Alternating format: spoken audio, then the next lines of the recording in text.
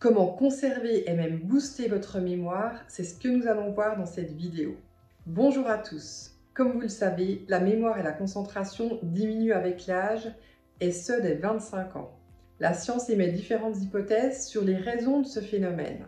Une moins bonne irrigation du cerveau au fil des années, une baisse de l'activité des mitochondries qui produisent l'énergie des cellules, ou encore une diminution de ce qu'on appelle la substance blanche, où se trouvent des millions de câbles de communication qui relient les neurones d'une région du cerveau à une autre. Quelle qu'en soit la raison, il existe heureusement des méthodes scientifiques fondées pour préserver et améliorer notre mémoire de manière naturelle. Pour commencer, un moyen tout simple, l'hydratation. Savez-vous que l'eau constitue un excellent tonifiant cérébral ? Rappelons que notre cerveau est composé à 80% d'eau et qu'il suffit d'en perdre 2% par déshydratation pour affecter notre mémoire et nos autres capacités cognitives. En cas de déshydratation plus avancée, les symptômes peuvent même déjà être comparés à ceux de la démence. Veillez donc à boire environ 8 verres d'eau par jour et soyez d'autant plus attentifs si vous prenez de l'âge. Les personnes plus âgées ont en effet tendance à perdre la sensation de soif et donc à ne pas boire en quantité suffisante. Pensez aussi à l'activité physique. Dans ces vidéos, on ne cesse de répéter l'importance du sport sur l'état de l'organisme. C'est aussi vrai pour l'état de la mémoire.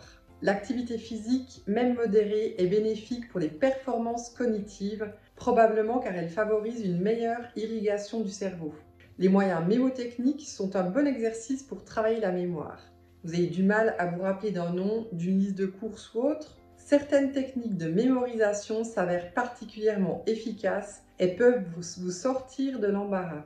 Prenons la méthode des loci par exemple. Inventée par des orateurs romains, cette technique consiste à parcourir mentalement un lieu familier, par exemple votre appartement, cuisine, salle de bain, chambre, etc.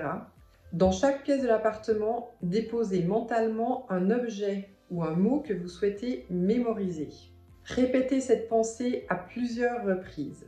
Lorsque vous voudrez vous rappeler de ces informations, faites mentalement le tour de l'appartement et vous devriez retrouver l'intégralité des objets ou des mots que vous avez disposés dans l'ordre désiré.